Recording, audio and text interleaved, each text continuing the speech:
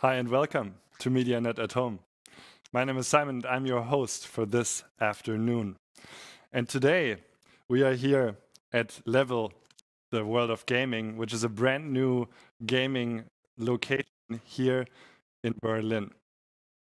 And we are here for the first ever MediaNet at Home Fireside Chat.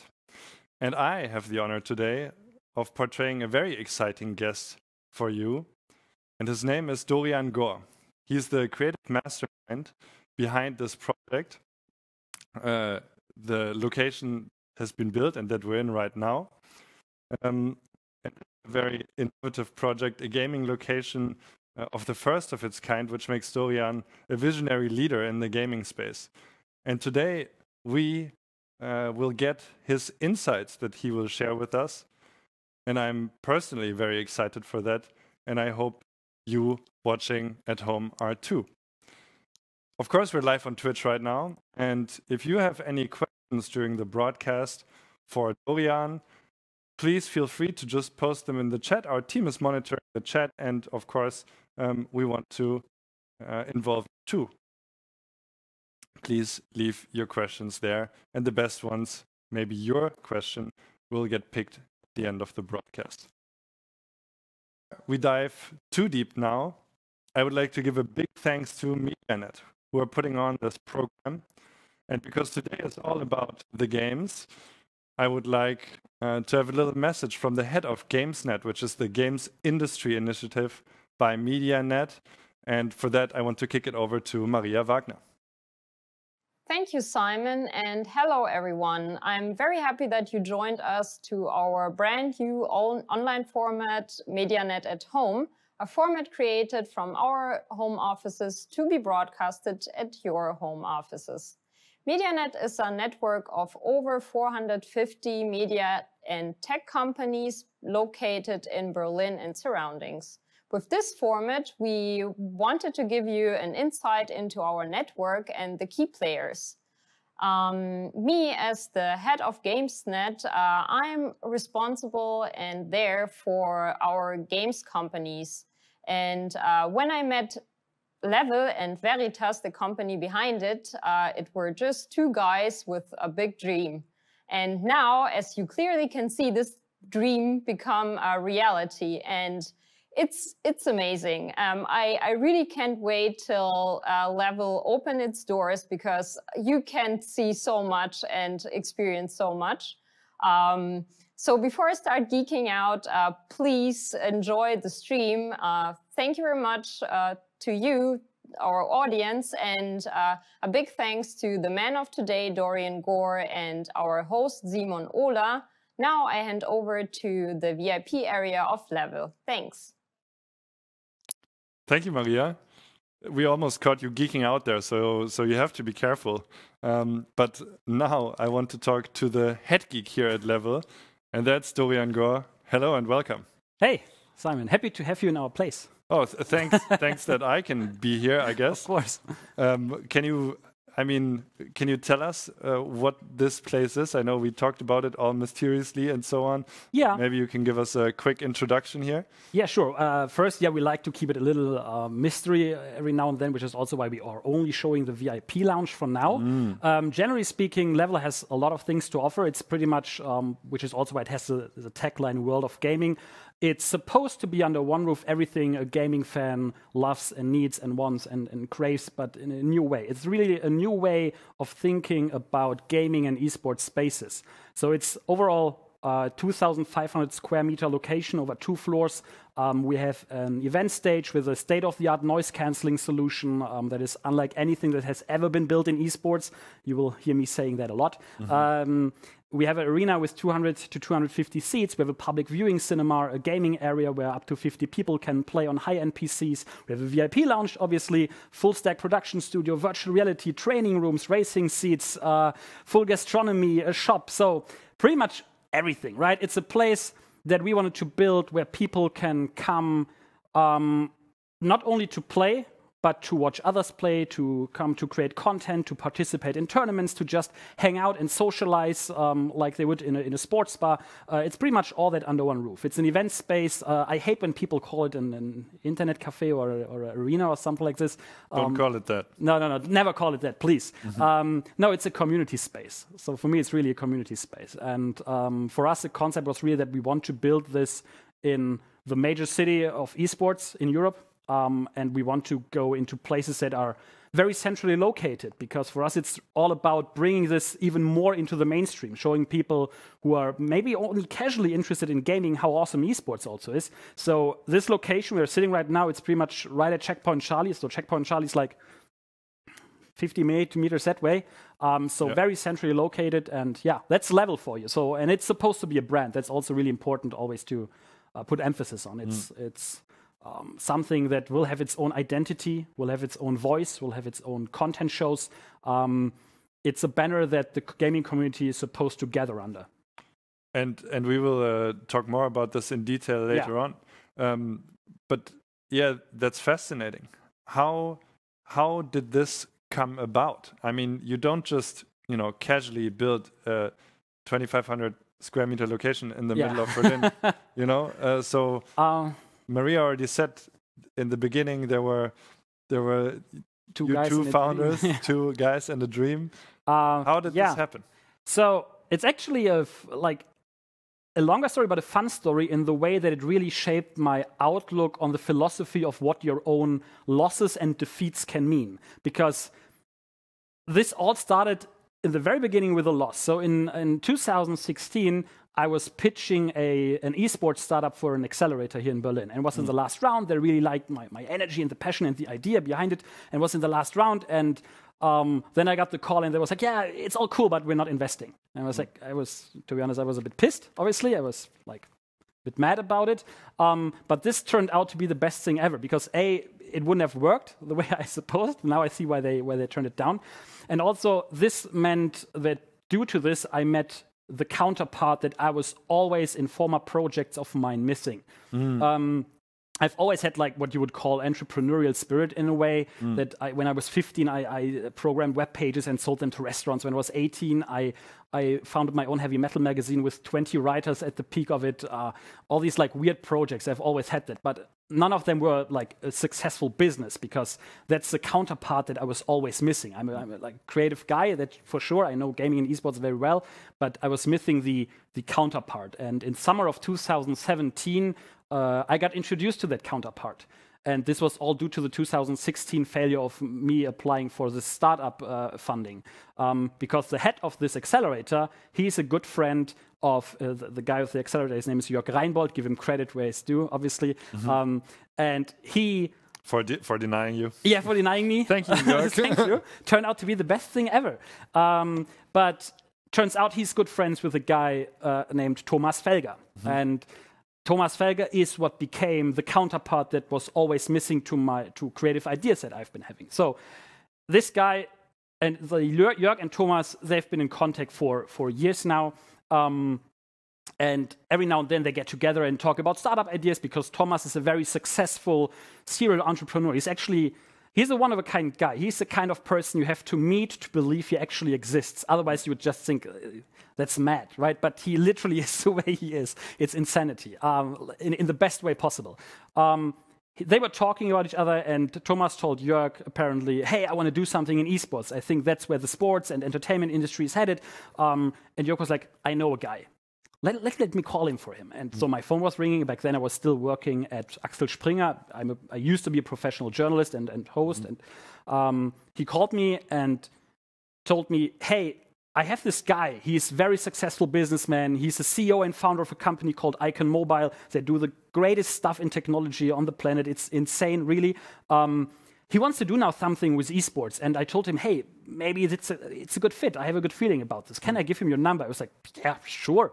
Give him my number. He can call me any afternoon or the rest of the week. I was like, Dorian, you don't get me now. This is the kind of guy, if I give him your number, he will call you within the next 10 minutes. I was like, yeah, sure, right. Sure. 6.5 minutes later, phone is ringing.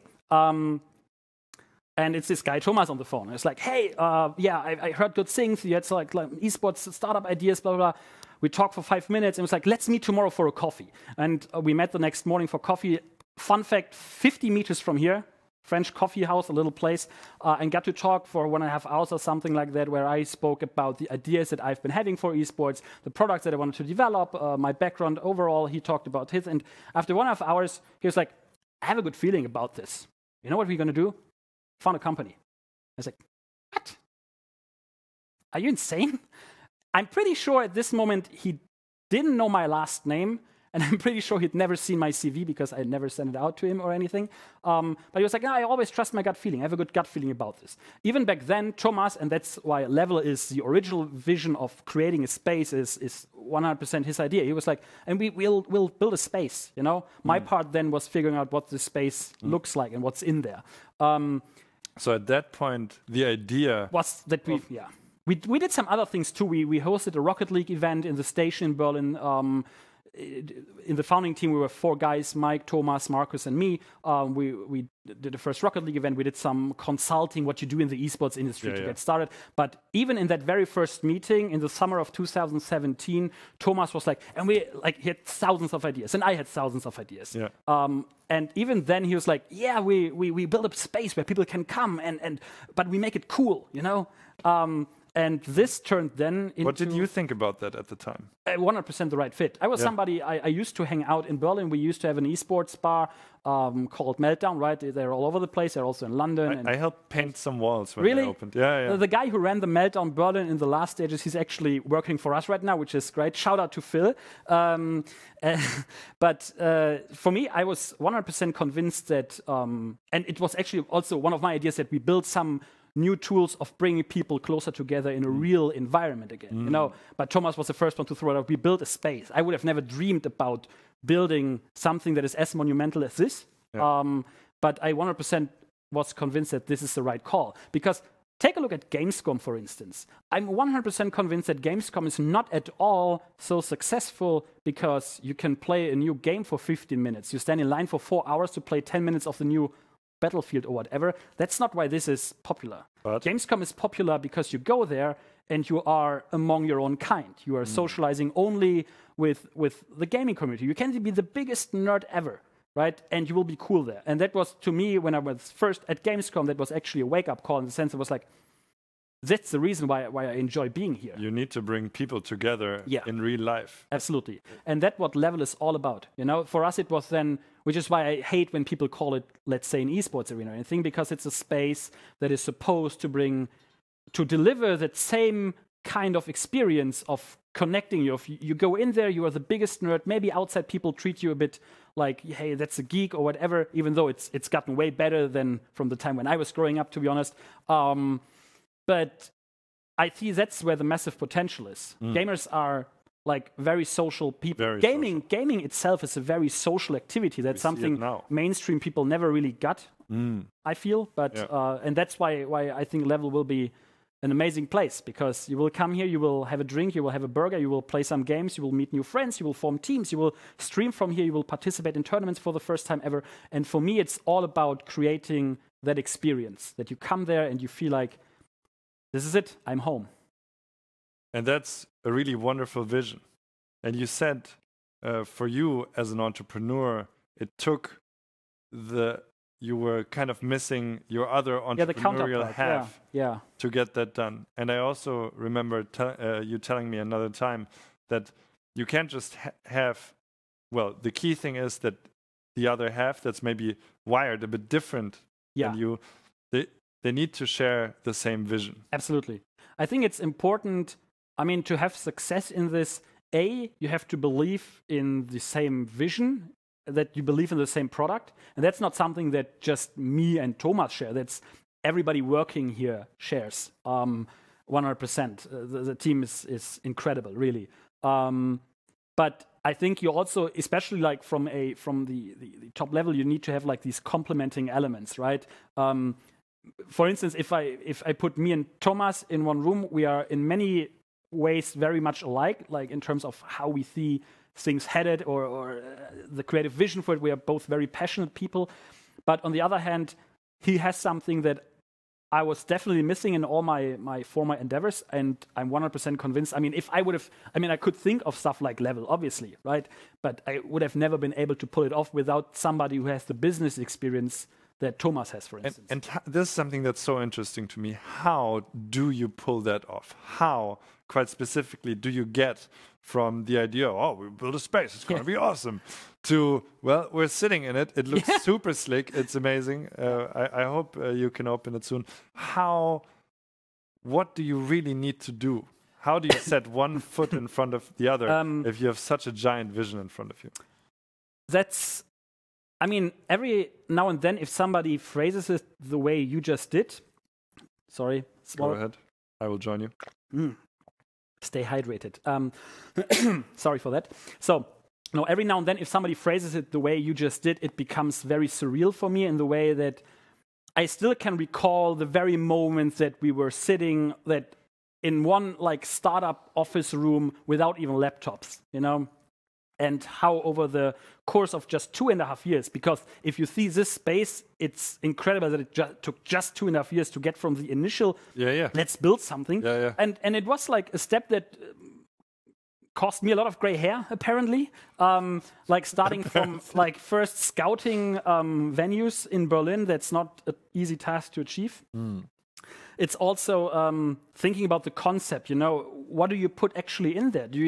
Is it for PCs? Is it for consoles? Console gamers are a bit different from PC gamers. Still, they share a lot of the same things. How do you do it for mobile gamers? Does there need to be a cinema in there? Why does it need to be a cinema in there? Many of these things are assumptions based on what we believe, again, gut feeling, what we believe is right for the market. And then it was just also a lot of hard work, thinking about first floor plans, making partners passionate about the space so that they would help, securing funding. Again, that's something where I would have been terrible, and Thomas is just brilliant. So getting all the money to build such a space, getting investors excited about that. So it's a process that, really took 2.5 years, more than 2.5 years actually, of just working on this pretty much every day, you know? I mean, while simultaneously doing little side gigs here and there, some consulting, some content, some events. But first and foremost, we did this now for, 2.5 years. And it's a long process. And can you tell a story going a bit deeper into what you just mentioned? You know, what do we actually put in here? I mean, in a way, you need to map out every square meter, if not every square centimeter. Probably all the way down to USB plugs where everybody can charge their phone. We actually have that. Oh, yeah? We actually have, no matter where you sit in this venue, you pretty much have, there are 2 USB chargers, there are two. We in our event arena, when you sit down and you watch esports in our arena, you can simultaneously play mobile. The battery won't drain. Perfect for mobile gaming tournaments, by the way. One of those so if you really walk into this, it will always become very apparent that this is a place where a lot of thought went into it, like down to the last detail. And to me, I can't really, I mean, one specific example, it's tough to recall something because obviously you combine so many different business cases. And that's also why Level is unlike any other esports venue that I've seen and visited over the past years. You have arenas. They are first and foremost focused on hosting big events. They have 1,000 seats, but in the end, they're arenas. Just with a better internet connection or something, perhaps, right? Because they're optimized for gaming. But for big events, esports always had like Lanxess Arena in Cologne, where the best esports event in the world is always happening. We have the Mercedes-Benz Arena here in Berlin, right? I'm not convinced that we need specific esports arenas. You mean that those arenas that exist kind of work fine? Capture it. Exactly, they cover this. Then on the other hand, we have the lower segment, like I mentioned Meltdown earlier, like we have the bars, which are pretty much bars, and they put in 5 PCs, and then they say, look, esports. And we always felt that there's a gap in between, you know? Right. There's something between 1,000 viewers on site, big events, and the LAN cafes, also the stuff like Inferno Online Inferno in Sweden, or the PC banks in the Asian market, that we felt more of like, this is a space that is supposed to create content, you know? This is a space that is supposed to have its own identity. And it's a space that is supposed to host premium events, but not for 1,500 viewers, because it's tough to fill out on a Tuesday evening, but rather for like 250 people. And then it's more premium, more exclusive, also more intimate, might feel way more special. That's what we are always aiming at. You have a sense of community. You can actually meet people. Yes. You might actually meet the same person. Hey, do you want to? And I believe that there's a lot of potential in that. Not just in people coming here to sit down and play a game, but for instance, just again, I mean, obviously that's anecdotal, but it's my experience, and I think it's valid because I know many people shared that. I went for the time being, every Thursday I was in a Meltdown bar here in Berlin, every single Thursday. I never played a single game in Meltdown. I just enjoyed hanging out at a place where you can watch a nice Twitch stream, have a nice beer, and geek out about games as much as you want without the next table at a certain point being like, what kind of nerds are you, right? Nerds, yeah. So it's a target group type of thing, how you used it. You went there to meet but obviously there are people who like to enjoy like coming here and playing, right? Yeah. And that's why we have 50 really, really high-end awesome PCs. You can just join us and play here, and we will put on regular tournaments like community cups, even like higher tier tournaments, stuff like that is happening then on our event stage. That is right over there. You guys will see it later. It will be like not in this stream, at a later stage. It will be magnificent, trust me.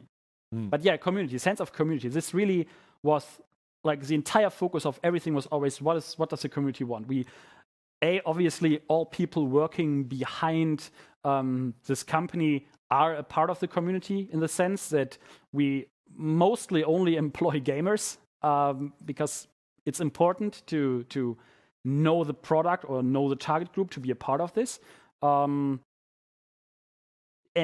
on the other hand, we obviously talked a lot with brands who've done a lot of research, who funded a lot of other venue projects. And for me, always a good sign was that all of them, the moment that they realized in what way we are very different from everything that is already on the market, that's always when they got really excited. Like, and we're like, can we be a part of this, please? And that's why we will start and kick off a level with a lot of really high-profile brands that we will reveal at a later stage. What would you say, speaking about this right away, got people excited in the end, or what was the difference? And I'm still thinking about our audience now, who unfortunately have to imagine the space for the most part, based on your vision, which I think is an interesting exercise. But you described a lot now already. What got bigger players, brands, investors, some of those types of people might be watching now, excited for this project? Pretty much always when I told them pretty much what I just told you, that this is a space for the community, that this is not just an event arena space, that this is not just a bar, that this is a space for content creators where you can, as a brand, do your showcases, where you can have branded entertainment, where you can produce brand content, where you can expose people to your brand content, where you can become your own sponsor of an esports league or an esports tournament, right? But not in the way that you have to invest like all the money in the world for the biggest tournament ever, but it can be also more focused on the community level.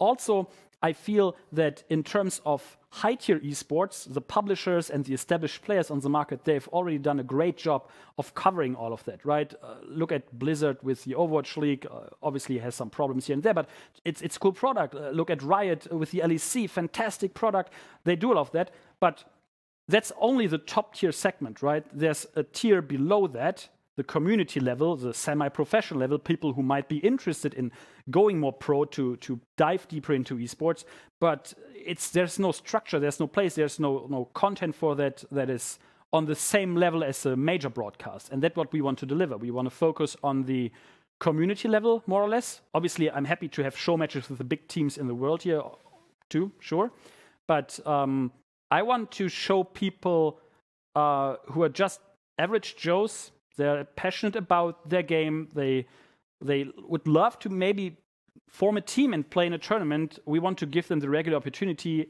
while at the same time feeling like they are playing the big leagues now. Because if you sit on the stage here, you will feel like wow, I made it now. Stage lights, caster's desk, professional PC, audience tribune right around me. That's like, I made it now, Again, going back, it's all about the experience. And whenever we talk to brands about this, that's what they realized was missing, that there's somebody who takes not just the high-level, high-tier, high-quality best players in the world approach, but who gives a playground for the majority of the people, which are not the top professional players, right? Because that's just the 0.000 whatever percentage.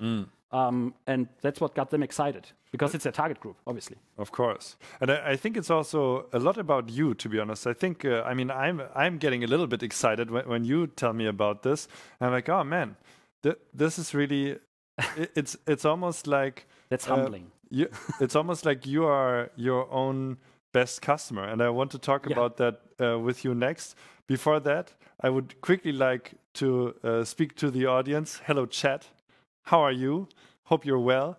I want to remind you that during this conversation, if anything sparks your interest, or if you have a burning question on your mind or on your virtual tongue, please speak it, type it in the chat, and we will be selecting some of the best questions to ask in the last segment of this conversation. So because I have some good questions, but I need some support from you guys, so please send us your questions, and it will be great for you and for Dorian and also for me.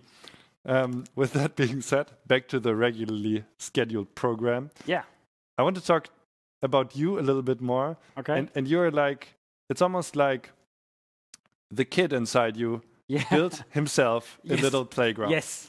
100%. What does this mean for other creatives, entrepreneurs, business people listening? What can they...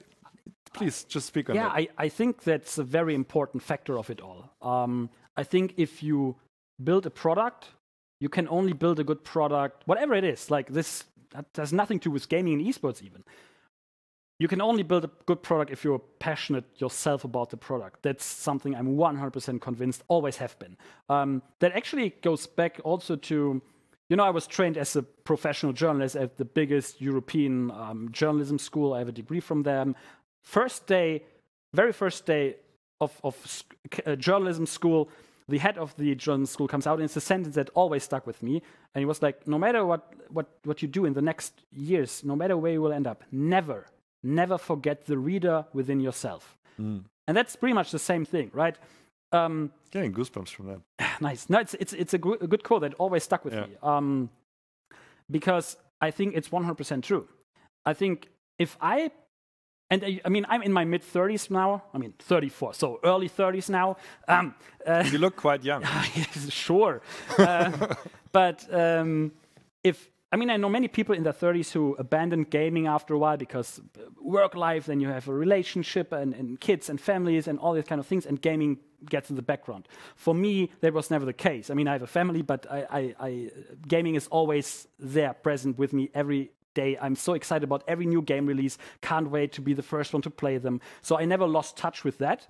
And I think that was really important in order to build something like this. And it's the same passion that luckily most of the people working for Veritas, the company behind Level, have and share. Because I think that's so important. You can't build a good product if you would not be passionate about consuming it. So yeah, 100%. I'm still, to a certain degree, a child or like a teenager who is also, it was yesterday that I played CSGO 1.6, right? And now I'm 34. Man, time flies. But yeah, life hits you really fast. It hits you really fast. But now you built an esport when you're in the middle of Berlin. Geez. Yes. Geez, Dorian. Crazy to think about. And if I could go back and tell my, 15-year-old self what this will become, I would not believe myself, but because this is just magnificent.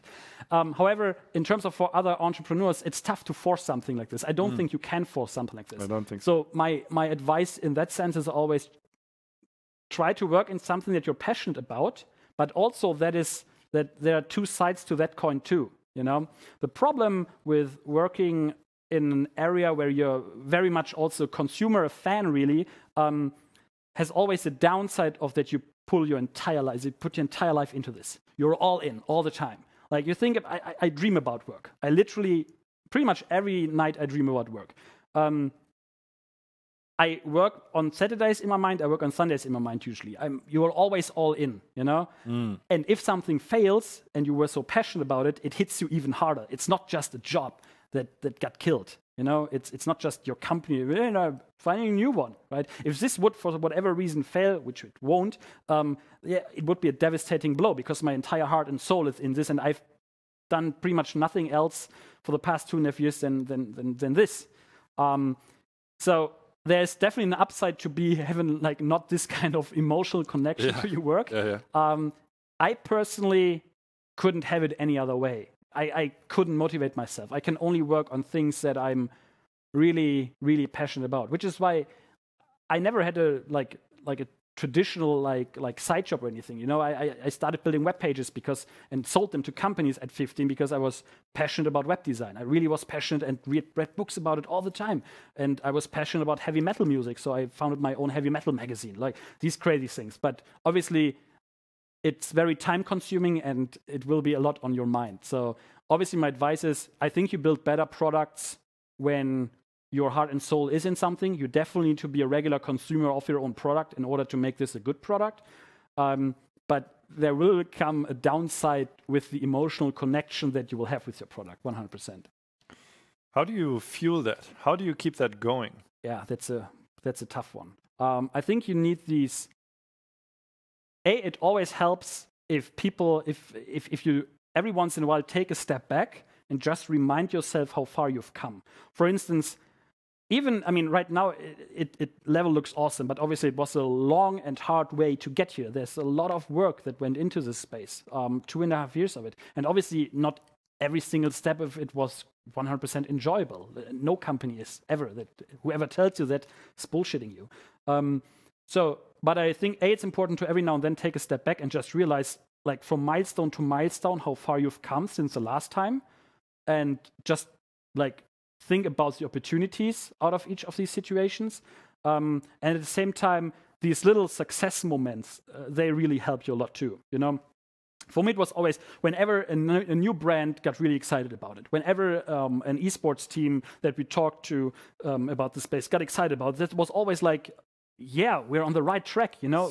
We have something going there. That's something real. People are like every new investor coming in. We are part of the Bitcraft network, obviously. Jens Hilgers, the guy pretty much invented esports to a certain degree. When he joined us, that's a success moment. That's something you take with you and be like, look, we are on here. We are on something, you know.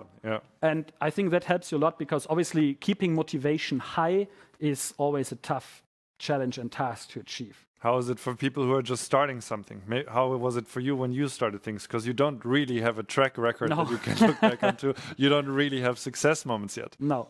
Yeah, it's tough. I don't know. I think you need to have a very firm belief and passion for the product. For me, when Thomas first said, let's build a space together, in my mind, because I was always thinking about bringing people in a more physical environment together.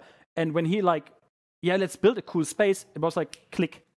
You know, and it like pulled the curtains back, and then you could see. Yeah, a little bit like that, to be honest. And from there on, this vision was way too good. Like this itself was so motivating that it was tough to go to. Like, it would need a lot to make me step away from something like this. I don't think it's possible. So it could maybe help a lot to, you know, tell the right people, to meet the right people, to have somebody who believes in you when you're just at the very start of everything. Obviously, that's important too. On the other hand, it's also dangerous if you just get feedback like from your close circle of friends and they're always, man, everything you do is so great, right? Yeah, that helps a lot, right? Love that. doesn't help at all. It's like, but maybe we're on the wrong track here. Yeah. It's the feedback that I value the most is the feedback of people who have no real emotional connection to me, who don't get anything out of me feeling better about an idea or anything. I think that's a feedback that I appreciated the most because obviously my wife is always very supportive. She's always like, good idea. I love that feedback. Helps me a lot. Yeah. But on the like in terms of am I on the right track? Not sure. Somebody like Jens Hilgers, right? For instance, he's a guy who would immediately tell you, that's a trash idea. Certainly not emotionally invested, yeah. He's not emotionally invested in me, I guess. Yeah, I guess so. Hey, I have another more bigger picture question.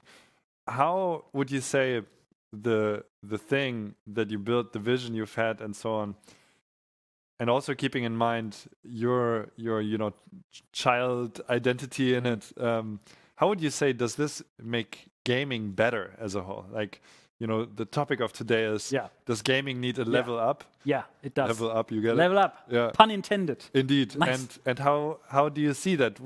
Because, I think level is on various levels, a level up. Oh. 3 times level in one sentence. Nice. Very good. Good job. They're counting in the chat. We're counting, yeah. In terms of the innovation that went in here, like the amount of technology that is built in this space, it's not been done before. Please be I will be precise about this, 100%. I want to give you examples. Two spring to mind. First, we have a full burger restaurant in our entrance, right? But we figured this space screams, this is the future, this is a new way. So our burger is actually like the burger grills being operated by a robot. Like literally a robot that's being built by Icon Mobile, again, great company. The other thing is that because that, in terms of gaming, that might be just a storytelling gimmick, but it's still a cool way of saying this space is for the future. Yeah. On the other hand, we have, and that's the for me most important part of it all, we have a noise cancelling solution on our stage, right? Our stage is a setup where you can play all the way up to 6 versus 6. You can downscale it to 1 versus 1, everything in between. It's a circular setup. People sit around it. But because many esports titles, CSGO, League of Legends, whatever, the moment that you would hear caster audio or the audience, you could spoil and really compromise the tournament results, the outcome of it all. Let's say you play Counter-Strike and one team hears the casters say, they are all rushing A, then nobody defends B, tournament is broken, right? So we figured we need to have a noise cancelling solution. Yes. And we built a state-of-the-art noise cancelling dome. Like, it's a glass dome, pretty much 7 centimeter thick glass walls, filters 50 decibels alone, without all the over-ear monitor headsets that you also use in regular tournament productions. And nobody has built something like this before. And that's, for instance, is a level up, especially considering the community level where we wanted to show we treat this very seriously. It's about that even if it's just a Berlin Cup for whatever in whatever game, this is still something where it matters that this is professional, Yeah. So in that sense, it increases the average quality of professionalism in esports 100%. In terms of overall gaming, I think that this is a unique showcase of gaming, and it's a showcase that we can use to push gaming even more into the mainstream than it already is. I mean, obviously, gaming is already mainstream. Yes. I hate if people treat it like the very niche. More or less, everybody's playing. Yes. But in terms of like really diving deep into this hobby, into this passion, socializing with people around this topic, that is something that hasn't been done that much before. And that's something this space will definitely achieve, because this is a space, we have a VR setup here, high end, where people who have like no really passion about how did G2 play yesterday versus Fnatic, but they might get turned into fans by coming here with their kids to play VR for the first time, and maybe they play some sim racing or whatever, and maybe the second visit, because it was so enjoyable and the burger is really good, maybe the next time they sit down across the stage and take a look at what's happening there. And after 3, 4, 5, 10 times, maybe they turn into fans of an esport, may it be a game or a team or whatever. So in that sense, I also feel like a space like this can really help bringing gaming overall, and especially esports, more into the mainstream. Because, again, we built this space right at Checkpoint Charlie.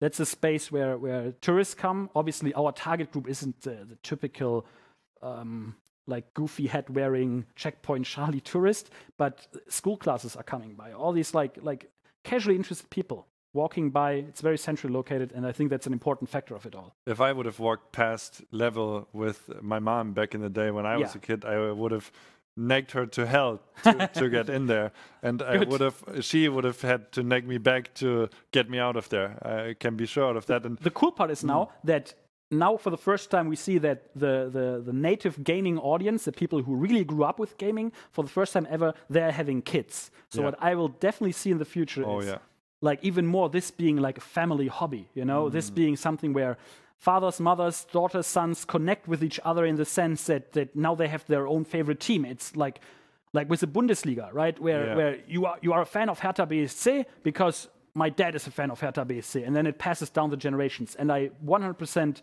predict this will happen with esports too. This is so interesting because we're seeing this now in times where people stay at home more and so on, where ESPN and other outlets like that show esports because they can't have real life sports. And I mean, how you're telling an interesting story of, let's say, family having a favorite football club is like a standard thing.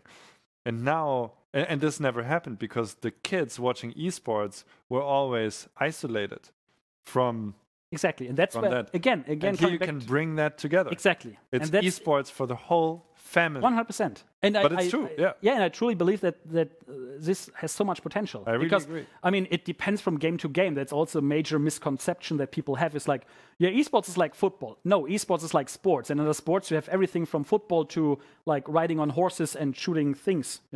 Whatever, polo, right? Whatever, right? I don't know about these old-fashioned things, Exactly. But you will definitely have these moments where families now will connect through the power of gaming and through the power of esports and maybe inform teams. I mean, there's so much cool stuff going on in there. Yeah, that's and this is a space, again, going back to where this is a space where you can do it, because that's like, it's been isolated for so long because, and from the outside, that's also why it looked so antisocial, because it was like people everyone sits at home gaming, just playing. Yeah, exactly. And here you can like live this out in a way that you share this now and that you come to a space and everybody's there and you will see like such a diverse group, I also think, and my goal is 100% that this is not just a space where mid-20s to mid-30s dudes hang out, because gaming is everywhere, 100%. And you mentioned to me another time that during the conception of this, you even had and probably still have to do like regular target group checks. Yeah, absolutely. Yeah, we do this on a regular basis in the sense that one of the greatest guys working for this company, Tarek at one point, we were sitting in a brainstorming meeting for the brand identity of Level, because, again, this is really important to me. It's a brand. It has its own channel, etc., its own language. And we were figuring out what kind of language do we want? What kind of identity do we want? And at one point, Tarek was like, guys, take a look around. We are like 5 guys sitting here, all mid-30s, white dudes who grew up with gaming. Maybe we should ask like 16-year-old Fortnite girls what they want, because that's a relevant target group too. And I think it's so important to every now and then get a reality check of, are you still like on par with what's actually cool in like your future target audience? Because if we forget about the 16-year-olds playing at home Fortnite now and see like, no, we only want to do core esports, we're only doing CSGO, which is the best esports of all time. But if we would do something like this, maybe we ruin our future business actually, because the visitors of tomorrow will be the 15-year-olds, 16-year-olds who play Fortnite passionately. So we do that on a regular basis. Absolutely, it's so important to get the feedback. And I mean, for now, I again being 34, I still feel safe enough that I still know what the target audience actually enjoys. But then there comes a thing along like TikTok, and that's one of the few first things where I'm like, do I still really know what's really cool? Or am I already out of touch? That's one of the first ones I was like, okay, I get it, short videos, I still can wrap my head around it, and so far with gaming, this has not happened. There hasn't been a single game that came out where I was like, I don't get why people play that. I mean, Minecraft was for many people that I know one of those things where like, what is that kind of game? I mean, there's no storyline, there's no real goal, you just build stuff, But I got that, why that, but maybe like 5 years from now, I'm hitting 40, then there comes a game and I'm like, who would play this garbage? And it's like then millions of viewers, who knows? So you will have the responsibility to be a space for it. Which is why it's so important to not be like so high and mighty about, I'm the expert, I know this better than you do, you don't know what you want. No, it's important to listen. Like, again, community is the focus of it all. Yeah. Can I ask you about the location that you have here? Sure. I think we're here for MediaNet Berlin-Brandenburg. Yeah. This is like we already said a couple of times, a super central location in Berlin, almost inconceivable. This is a huge space. Yeah. I know I certainly wondered. I'm sure many other people wonder how did this come to pass? Yeah. What connects you as a company, but also you yourself to Berlin, and why did you build it here? Yeah, I mean, I was already living in Berlin before that, right? Because I was working at Axel Springer. And Thomas was also living in Berlin because his company I Can Mobile is here, even though he has offices also in Santa Monica and all over the place, right? So it might seem like, oh, they just built a space where they were just located, but that's not true. So we definitely took a look and we're like, what's the best city to build this? And if our result of this evaluation would have been, we need to build it in Cologne, then we would have gone to Cologne. If we would have said, on a European scale, you need to go to Oslo. Oslo is the space to be for esports right now. Then we would have done that 100%. But Berlin is a perfect city for this, 100% hands down. It was always, in terms of best esports cities for the European market, it was always London and Berlin. And now with Brexit happening and all that, and companies pulling out, and the future for UK is so uncertain in that sense, I definitely feel that Berlin is the coolest place of them all. We have all major game publishers run stuff here. The LEC is here. Bitcraft is here. All the Bitcraft portfolio, not all of them, but many Bitcraft portfolio companies are here. We have a thriving startup scene, so that's also target group for us, obviously. It's pretty much everything that is happening on a European scale is to some degree also happening in Berlin. So for us, it was the best city. And the location that we found something at Checkpoint Charlie was also a little bit of luck, perhaps. I'm not sure. Can you tell that story? How did that happen? It's actually not that much of a story. I always just like to have people guess. But considering the Berlin real estate market, right?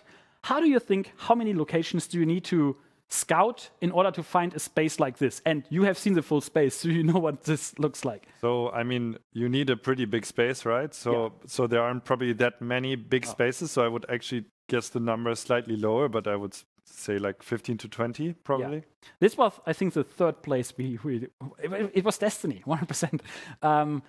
We took a look at other spaces. Some of them were really trashy. The other one was really cool too. I was like, yeah, it's a good space. And then we walked in here. This wasn't really officially in the market. It was like we knew somebody and we went and they let us in. And it used to be a fitness studio at one point. Oh, yeah.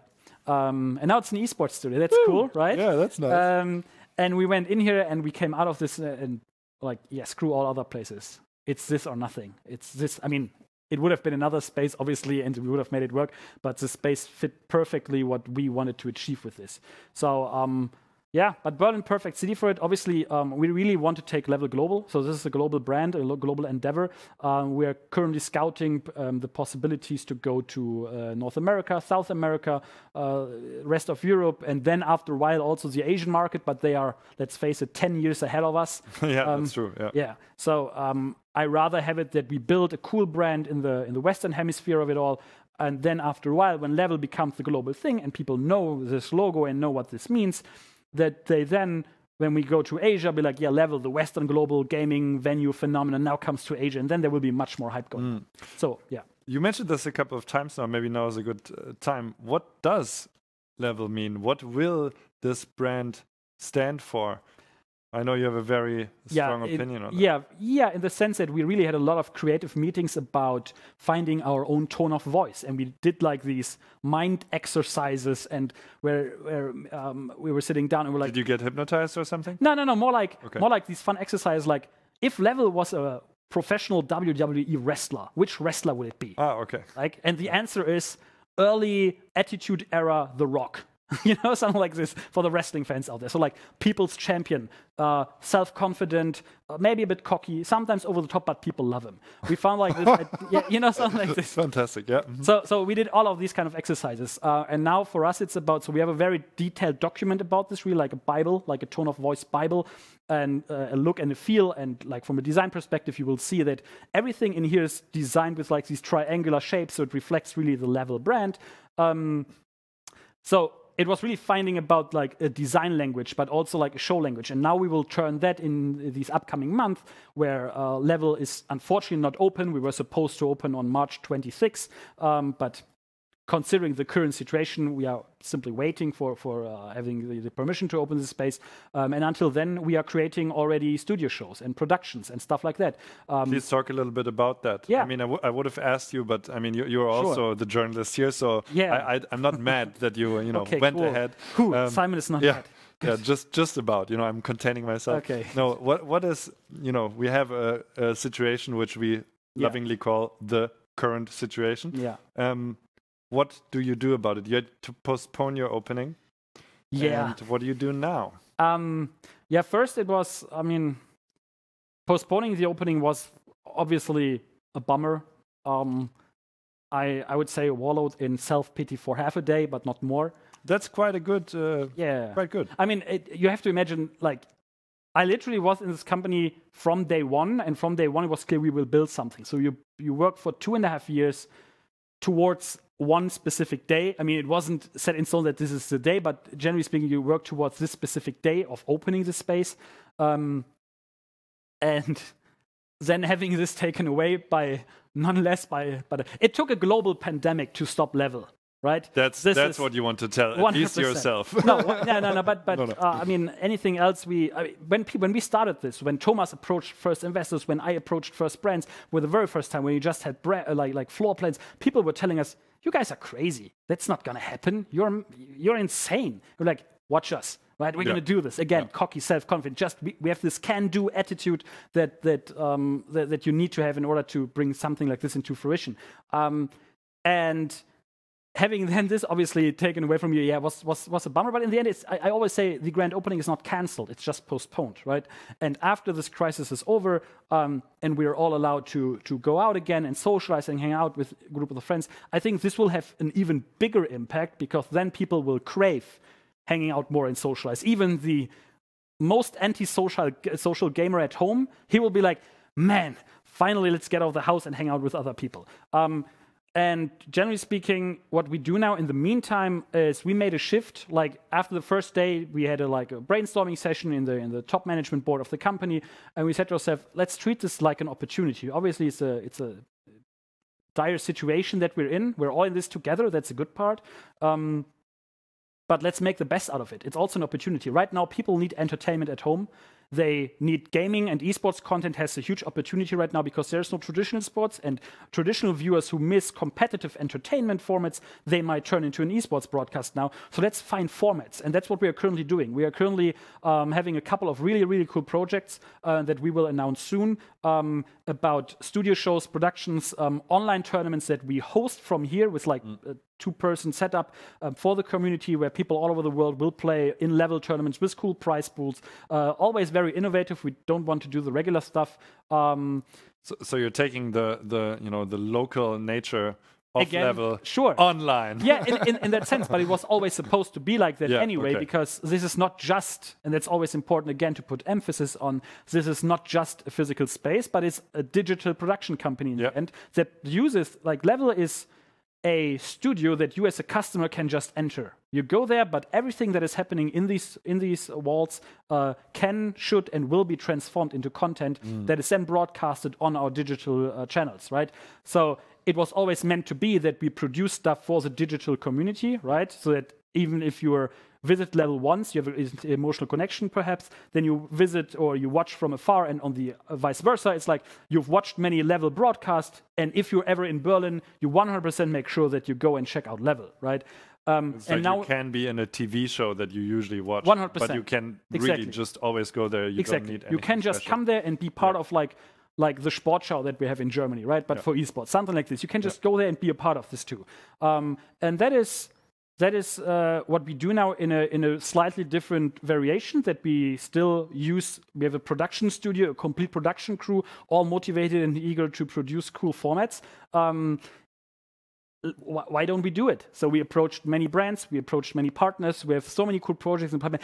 I wish I could spoil some of them, but I'm not allowed to. But really, really cool projects, and that's what we're going to do right now. Is that we put up cool esports, gaming-centric productions and shows, tournaments, etc., from here. So definitely make sure you follow LVL Global and that you on all socials, because there it will be announced. That's fantastic. Soon TM. Soon TM, exactly. And I think that's a really great mindset to take, to say it's an opportunity. Yeah, I mean, I think you need to have that. Also, this company, like Veritas, the company behind LVL, since December, we increased in size ×5, I believe. So you have a large team of highly motivated, very passionate people. Really leading this team has been biggest honor of my professional career so far. It's the greatest team I've ever worked with. No bullshit, 100% honest. The greatest team ever. But they are all looking, just as I was looking forward to opening this space, they were as much looking to opening this space. And you don't want to have like this atmosphere that everybody's like, okay, let's make a pause for 3 months. And everything. I was like, first day we made like a team and went, no, screw that, guys. No self-pity. This is an opportunity. No frustration. Screw all that. Let's just make a cool thing out of this and let's produce something. So it was also important that we, from the top level of the company, put this into place so that everybody else wasn't like, yeah, we're in limbo now. We don't know what to do. But no, there will be exciting projects for you to work on right now. There will be more work than you can handle probably as in every other startup. And the crisis doesn't change one bit about that. I think that's a fantastic outlook. And I think just as much as you and your team, now we and everybody watching is looking forward to the eventual opening. Yeah. Now I want to see chat questions. Do we have some chat questions? Nice. I got delivered? Yeah, and we will take a couple of them. Twitch chat, I love you. And then we will say goodbye. Hello, chat. I will ask the first question, and it's a friendly, familiar name. The first question is from Fishkop. Hello, Fishkop. Man, nice to see my you. old buddy. He's asking. Well, actually, you answered the question, but I wanted to say hi to Fishkop. Nice. Are you planning any tournaments that will be hosted and played before the opening online? Yeah, absolutely. Quick answers? The quick answer is, absolutely. We'll do something like this. We are currently also talking to most of the publishers because, I mean, it's a wide playing field. Yeah? You can do so many things. We have a couple of very unique concepts. Also, where again we combine physical and digital things with each other, but as part of the tournament. We have some stuff for racing games. We have some stuff for strategy games. But for us, obviously, we could also just do like a normal level tournament, and we might actually do that. But on the same time, we also, whenever level does something, we want this to feel premium, special, unique. That's really our approach. That it needs to be like something else in the sense. Yeah, and I'm happy Fishkop open invitation. If you have a format, I love this guy. Like Fishkop is so brilliant.